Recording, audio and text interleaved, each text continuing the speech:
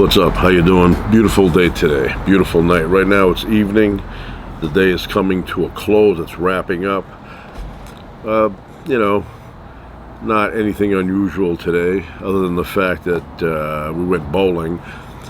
So right now the temperature is 75 degrees Fahrenheit and 48% humidity. Very comfortable. It feels nice. Quiet out. So anyway, I want to discuss a few items here I bought from Alaska. A couple items too. A few would be like 3. So I have this knife made in Alaska. Look at the sheath. Good quality. Nice and thick leather. Right? The stitching is nice. You can tell that's handmade.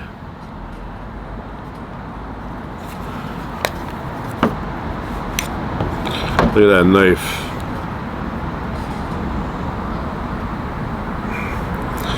Nice knife. So it says moose antler.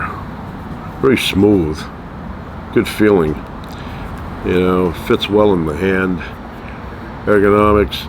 Then it has Be Merry. I don't know if that's the guy's name or the woman's name that made this. Could be Betty Merry or Bob Merry, or just it could be Be Merry.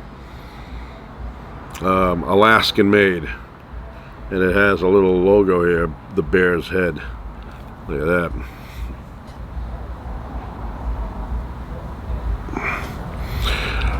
Yeah, it's a good blade, nice and sharp. Good work on this. Yeah, I went in there, I said I want something made in Alaska, and all their stuff was made in Alaska.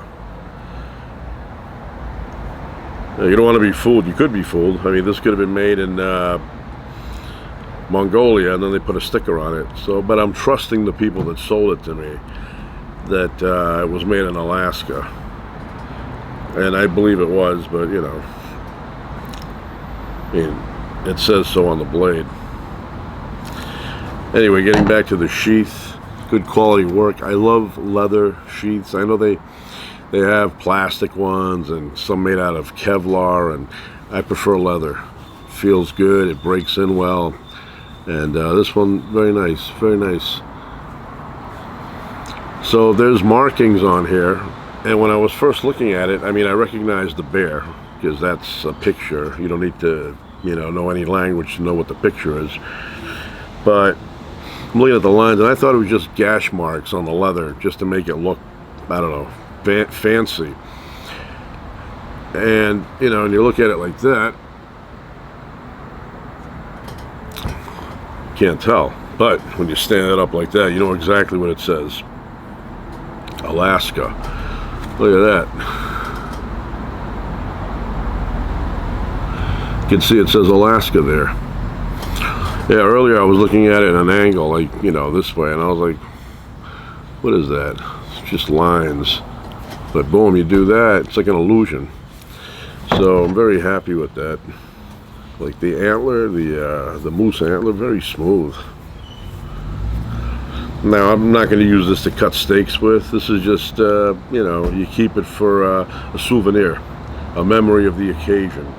You say I went to Alaska and I bought this, and even if it was made somewhere else, you could still say I bought it in Alaska. I'm sure there's a ton of stuff up there that's made in China or some other country, Thailand or Ethiopia, and people buy it and they say I bought this in Alaska. You still bought it in Alaska, but it's different. It's 10 times better for me when it's made in the place you bought it from, right? So we'll put this back in here. Very happy with this knife. And then I got an axe from Alaska. Look at that. Good handle. No slippery stuff on the handle, no shellac, no polyurethane, nothing. Good cut on the back. Look at the grain. Nice sheath, leather, nice thickness.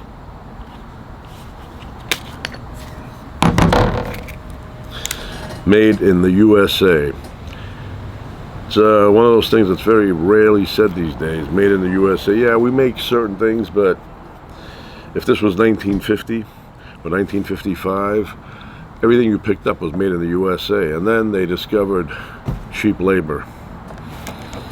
So, I mean, there's benefits to it, and I'll give you an example. So, when I was a kid, I wanted a go-kart. Everybody knows that now, because I mentioned it as if I'm a kid. So, I wanted a go-kart. And I sat down and I would write letters. I was a big letter writer in those days. Before the internet came out, I was a letter writer. I would sit at night and I'd have an idea about writing somebody, and I had a yellow pad. Sometimes it was white, but it depends. And I would sit in my bed with the knees bent and I would write. And that particular night, I wrote to this place that sold go-karts and mini bikes. And I said, can you please send me a catalog? I'm interested in purchasing a go-kart. I'm interested, doesn't mean it's going to happen. So I got a thick envelope in the mail with my name on it, and I knew exactly where that was from. So I went downstairs, I grabbed it and opened it up immediately, and inside were statistics, information about these go-karts, 3 of them, with postcards, pictures stapled. And to me, that was the ultimate. I couldn't put it down. I would look at them, and the best one in there was a little over $900 and something. So if you go to a place now to buy a go-kart, you could probably get one for about $1,100. But they're made in China now. Where the ones I was looking at back then, they were made in the USA, and they were about $1,000 with taxes, all that. And now about $1,000 decades later will get you a go-kart, but it's only made in China. That's the benefit. You get to buy stuff that, if you base it on inflation, would have been like $5-6 grand by now, right? That go-kart, if it was made in the U.S. Today, would be about $5,000 or $6,000, maybe more. Even bicycles. I had a bike, I bought it in the 70s, and that bike was $178.99. And that was decades ago. And now you can buy similar bikes, not the kind, because I had a 70s bike, look like a chopper. But you can buy bikes for kids, you know, teenagers, whatever, and they cost you around $200. Even though it's decades later. So if I were buying a similar bike today, like the one I had in the 70s, it would probably be, you know, $1,000. Now there are bikes that are $1,000, but they're high end. Not even high end. There's bikes that are $15,000, $18,000, like Specialized and Trek, Giant. You know, they make bikes that are like cars. You know, you look at the price down below and it will say like $17,000 for a bike. But my bike was $178 back in the 70s. And today, I go to, bike shops that sell ordinary bikes, not the fancy stuff. And they have bikes there for $220, $250. So that's the thing, you know. You don't see many things made in the USA anymore. But a lot of the things now that we couldn't afford back then are affordable. It's like a fly or something getting on my nerves, you know. Anyway, so I bought this beautiful little hatchet from Alaska. Look at that. Look at that. This one has stamped on it, made in the USA, or made in USA. And then it's Knives of Alaska is the company name. And I'm a big fan of that company, so when I went up there, I looked them up. And I went inside and I talked to a few people in there. Very nice people. The girl that showed me this, or the woman, I don't know, maybe she was over 18. Right? I don't know. The woman who showed me this, very, very nice. And she showed me the one that was on display. Look at that. Look at the top of that. Look at that. That's really good. See that? That's good work. That is good work. Nice and tight. This is never coming loose. Now, she was very helpful, and I was looking at it and I go, I think I'll get this. I like the way it looks, feels good. You know, this is probably something that I will not use. You never know. You know, I don't know. And then when I said I'll buy it, I was expecting to get the one I was handling that everybody else handles, you know, the one that's on display behind the glass. But she went and grabbed me a fresh one, a box, which I appreciated even more. So anyway, that's a really cool little axe. Now, you're not going to go to the forest and chop down a huge tree with this. This is for small stuff. You know, take a log, chop it up into splinters, kindle it, start a little fire, cook a steak, a couple of eggs on the side like they did on Bonanza. So yeah, very, very nice work. Very nice work. I feel like it's like a good luck charm. That's, you know, not a real thing, but I'm saying it has that appeal. Like you want to hang it by your side, and you know, like the old days when they would sell little rabbit's foot or feet with the chain for your keys. It's kind of like a weird thing. Who came up with that? Said chop off the foot of the rabbit, we'll make some extra money on the side. We'll sell them as keychains. We'll dye them green, yellow, red, blue. So, yeah.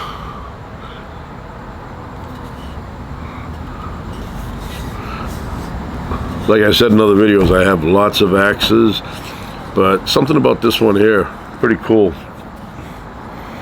Yeah, got the logo there. I don't know if you can. Trying to get it just right. There you go. I don't know if it'll focus, maybe not.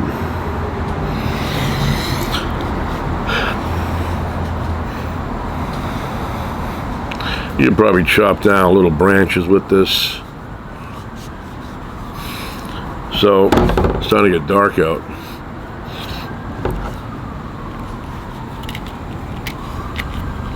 Put a little conditioner on the sheath here. Has a slit in the back there for your belt.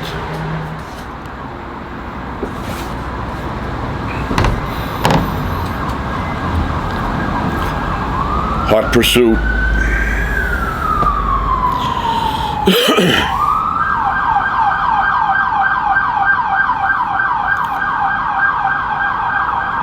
Starsky and Hutch.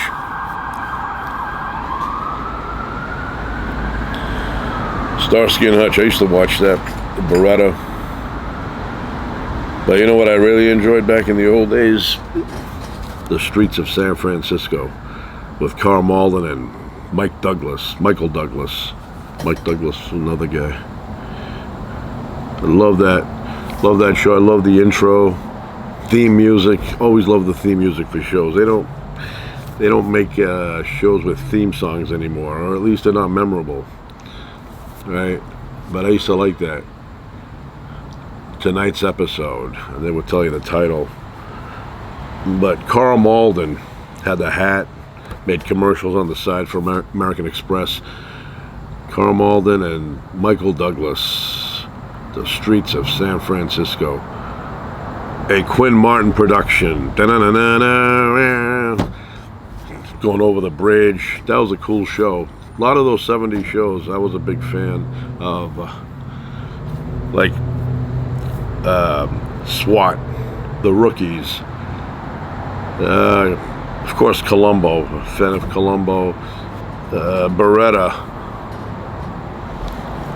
I actually emailed Robert Blake one time many years ago, and I said I'd like to make a video with you there. I used to watch that show Beretta.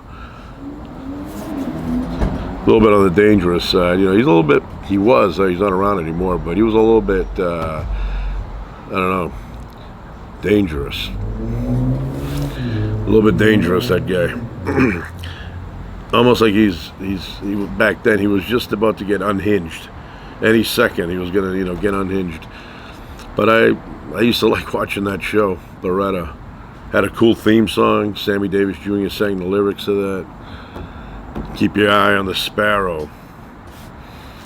You know, you don't know what that means, but it means something, right?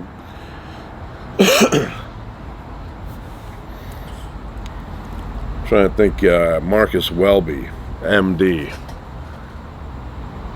What kind of doctor that guy was, I don't know. Cannon was another one I'd watch. Of course, one of my favorites, The Rockford Files. Love that show. Had that, was that a Camaro, a Thunderbird? Brown. What kind of color is that? Back then they had these weird colors for sports cars. But now, you know, there's 3 colors, white, gray, and black. 90% of the cars are white, black, you know, and gray. That's it. Very few people have red. Yeah, they're around, but it's a small percentage. If you had a time machine and went back to the 50s, everybody had a nice color. They had blue, they had red, they had all these, if you took Crayola crayons, you could take one crayon and put it on every car, on each car on your street. And by the time you get to the end, you'd run out of Crayolas. I'm talking about the big box with the 64 or 128. Now it's like black, white. Yeah, that's how it is.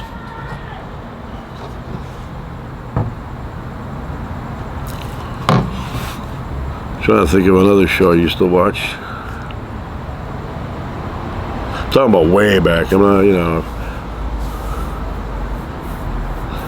Everybody knows that I was a big fan of Hawaii Five-0. I don't even need to mention that, but I will. Hawaii Five-0 was slightly below the $6 Million Man, and probably Kung Fu, because I was a huge fan of David Carradine with his slow motion fighting. But those 3 shows were like, you know, interchangeable for me. Well, maybe not the $6 Million Man, that was always #1.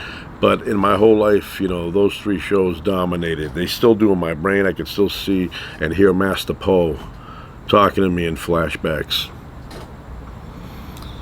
Like that Master Po. And Master Khan too. You know, now if they put an Asian guy to pretend he's like a, I don't know, like a Zen master or something, it would seem kind of ridiculous to me. But back then, I was a kid, and every word that came out of Master Po's mouth with those white eyes, because he was blind. Apparently when you're blind you have white pupils. But I couldn't get enough of that flashback stuff.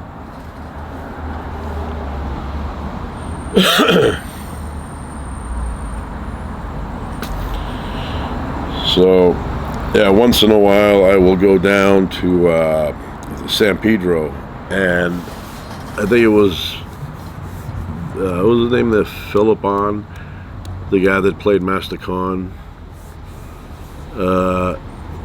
It was either him or his father who brought back a bell from Korea as a gift to you know, Southern California. And I go down there once in a while and I look at it and I ring it. Ring a bell that still can ring.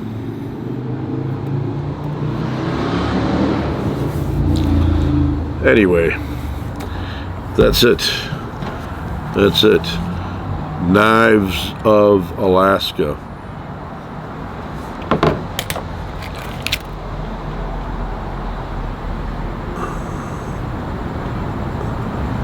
Yeah, they had a lot of good stuff in there. They had a lot of good knives. But I was interested in an axe, and this is sharp. I feel it. Like if I were to take my fingernail and go like that over the blade, it would go nice and deep.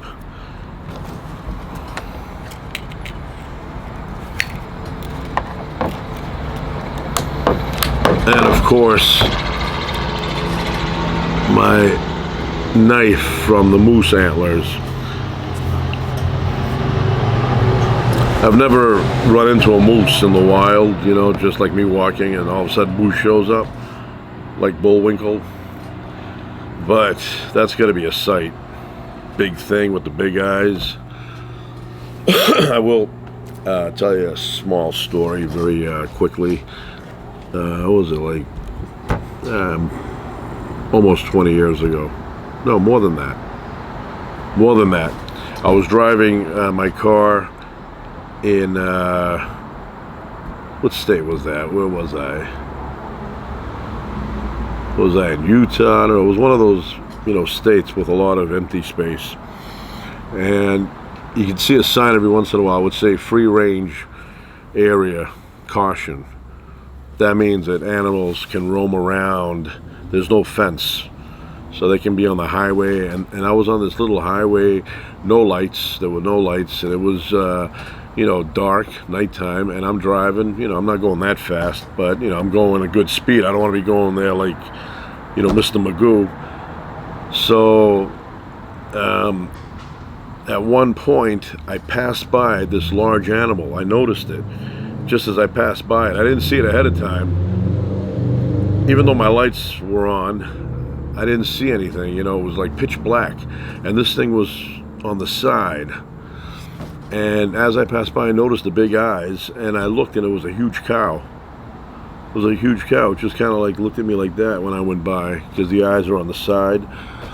And I go, oh man, if that was like 3 feet further on the road, I would have hit that. And they total your car, because it's a big, heavy animal. You hit it, and it collapses on you, and it shatters everything.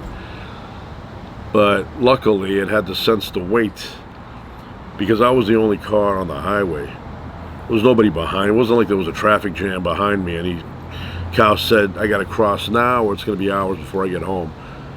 But it did wait, and then, I went past, and then for the whole ride after that, I was all paranoid. Is there another cow crossing? That's why I am on a one-man mission to get those distances where they have signs that say cow crossing next 20 miles. I'm going to shrink that down, cow crossing next, quarter mile. That way the cows know you only cross in this quarter mile. But they give them 20 miles, and then you have to be constantly paying attention for 20 miles not to hit a cow. Helicopter. Anyway, that's it.